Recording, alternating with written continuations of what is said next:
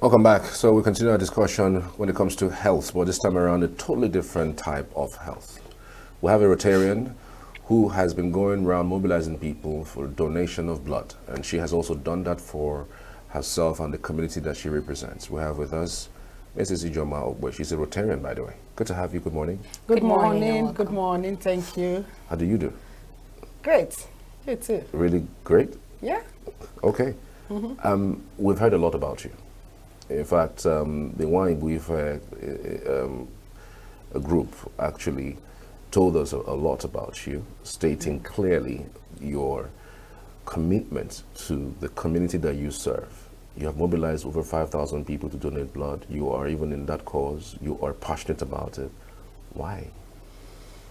Thank you so much.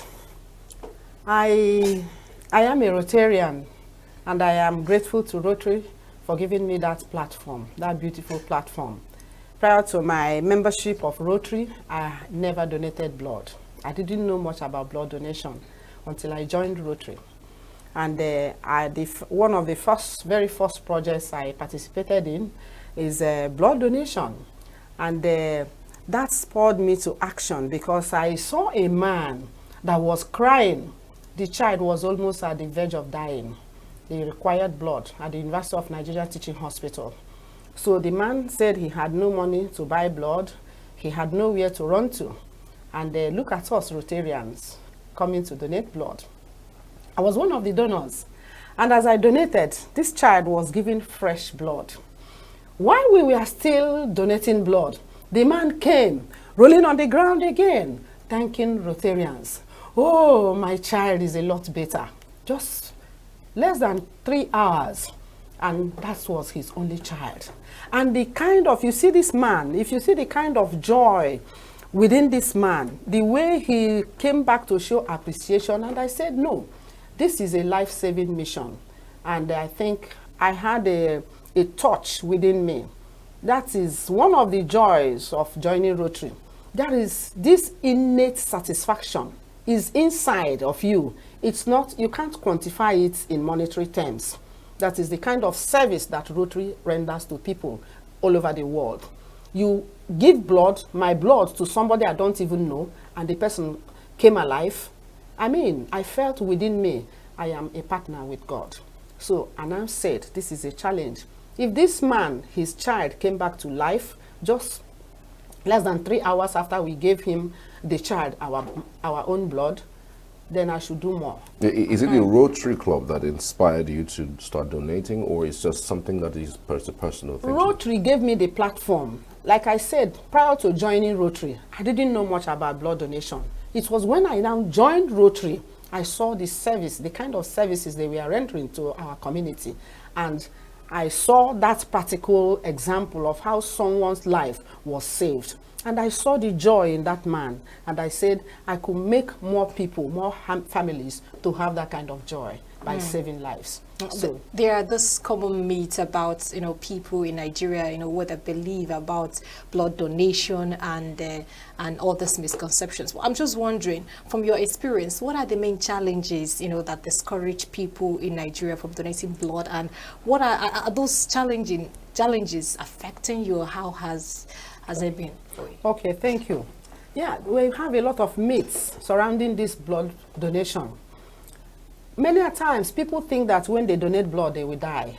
Oh, when I donate blood, I will die. Oh, I don't have enough blood. How do you know?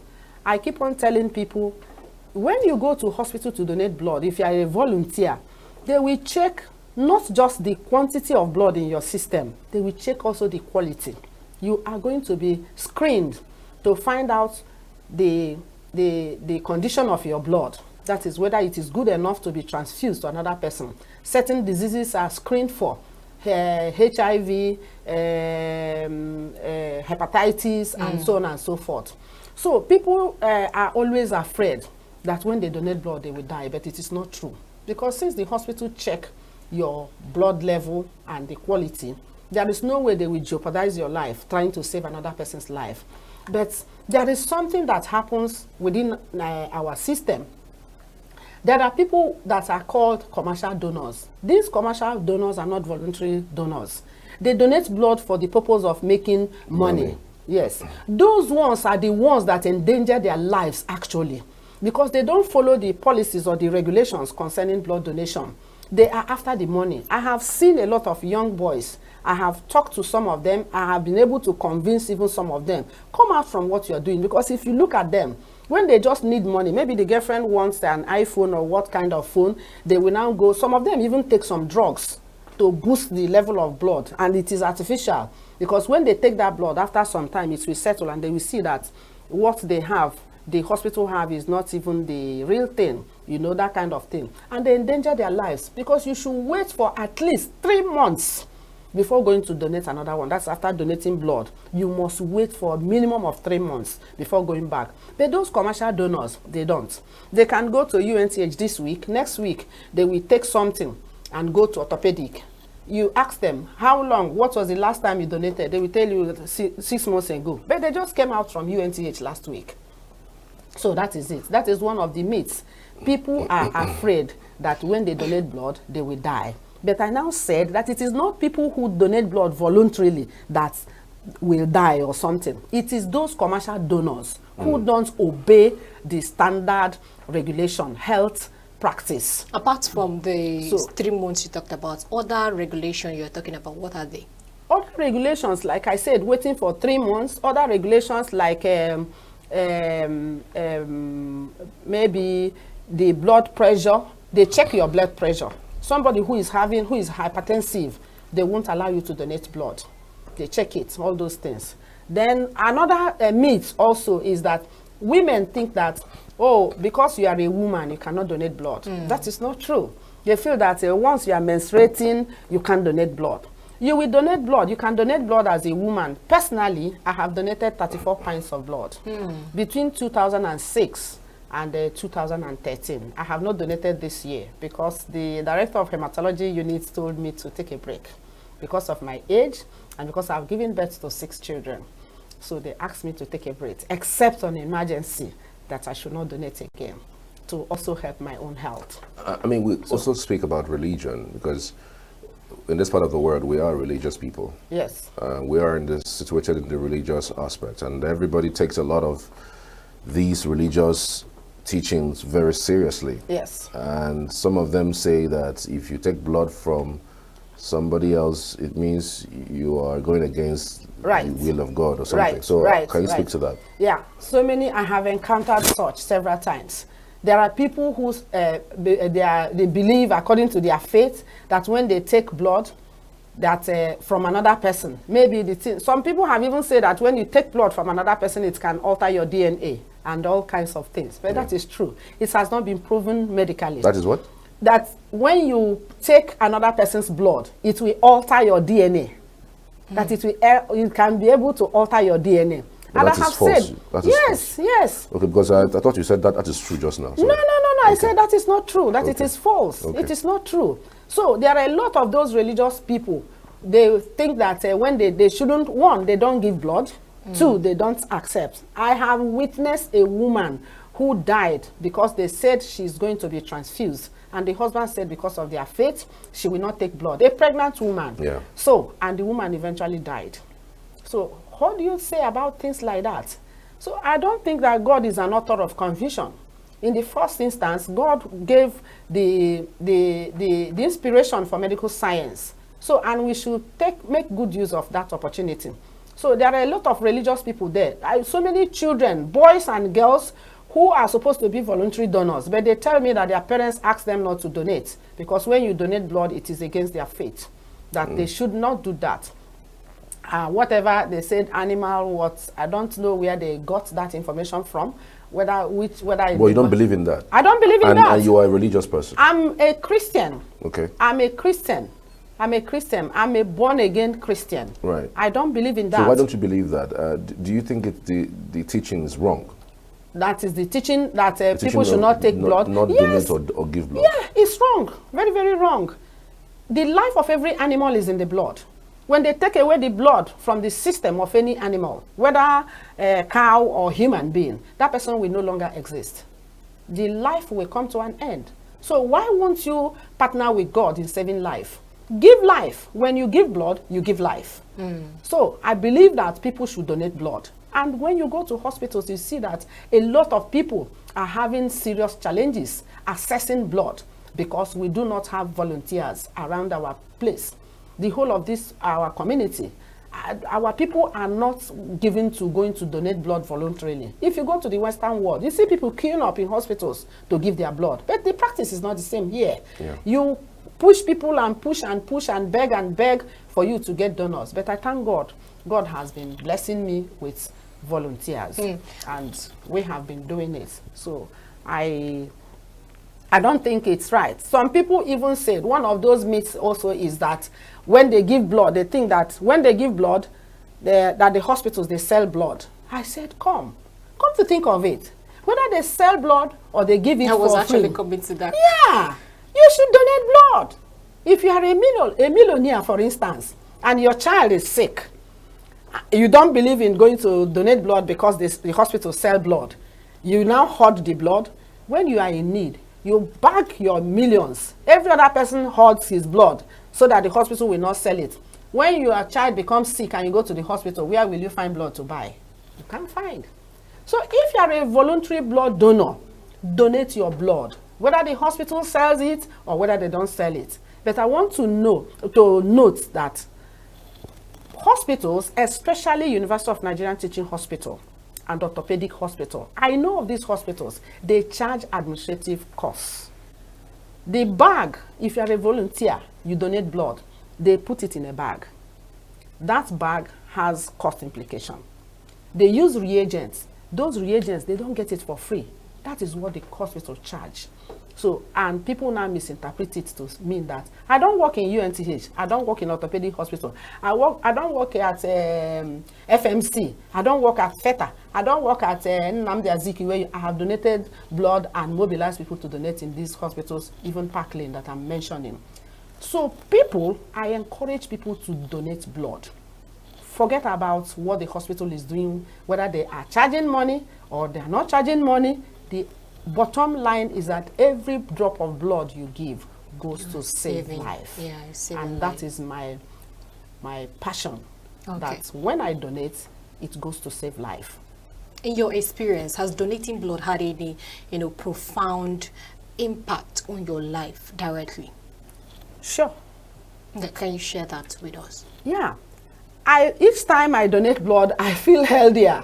Healthier? Of course, because when you give blood, it's like, I don't want to say that the system, the body mechanism of every human being is built in such a way that when you give out this blood, the body kind of rejuvenates itself back. Yes, the body rejuvenates itself back. Just within some hours, within 48 hours, you are bubbling, you have fresh blood within your system. You have fresh blood. I'm 59.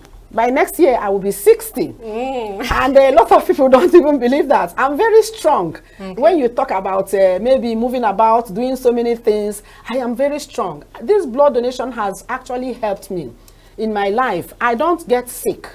I am always a very strong person. It helps me a lot because donating blood, I don't want to use that word. Let me be conservative with my words. Otherwise, I will say it's like a cleanser within you. It's like a cleanser. You take out that blood, fresh blood is pumped out. Yes, it comes up. Fresh blood. So donating blood makes you healthier. People think that way after donating blood, you become dizzy, and you might even fall sick or faint. No. If you after donating blood, you may not be dizzy. For some people, I will say yes.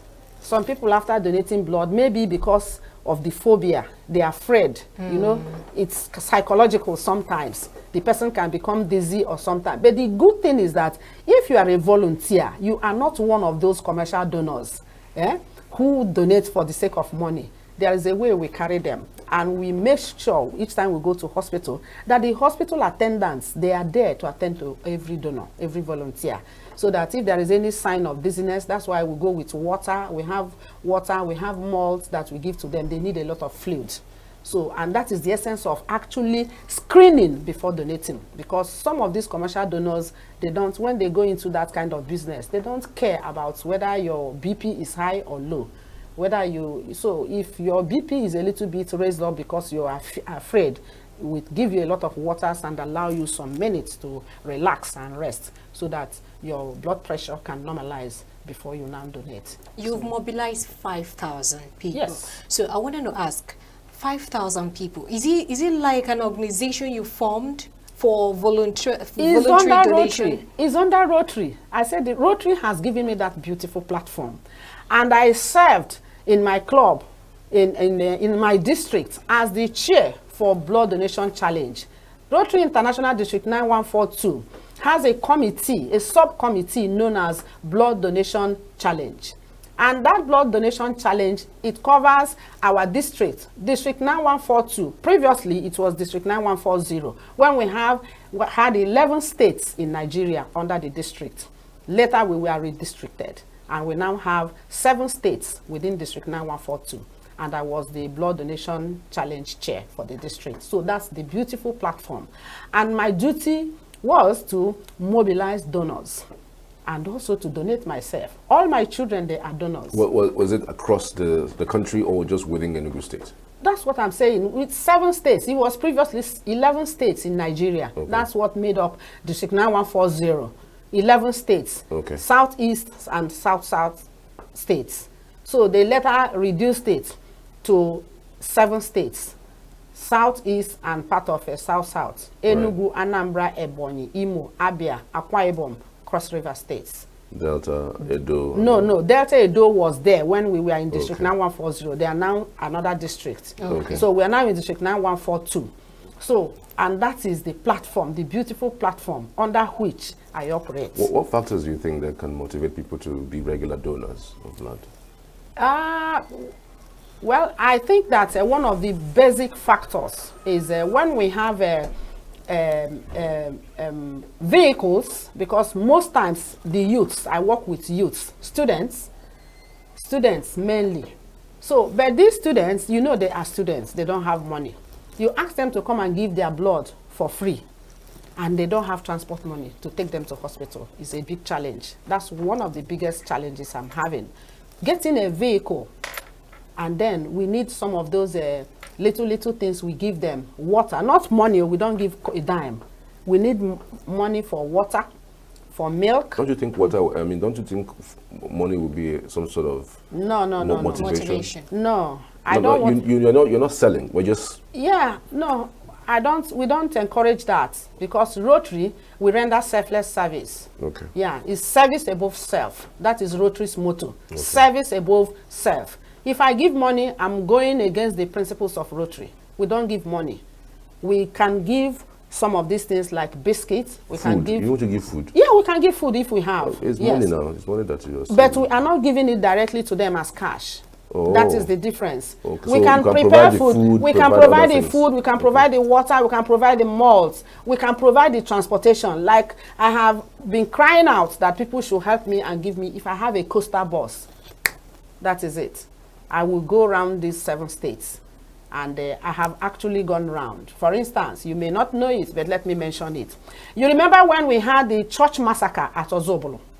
I was the one that mobilized the blood used to save the lives of those victims. Wow. Yes. That's and telling you the story of how that blood came, it will take time, maybe some other time. But I am happy that through Rotary, we were able to mobilize over 100 pints of blood that was used to save the lives of those church massacre, the victims of that Ozobolo church massacre.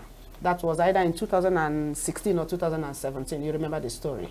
So that is it. So if we can have buses that we move the donors, we will easily have through Rotary, because the Rotaractors, that is the youth wing of Rotary, they know everything about Rotary. They know about Rotary mission.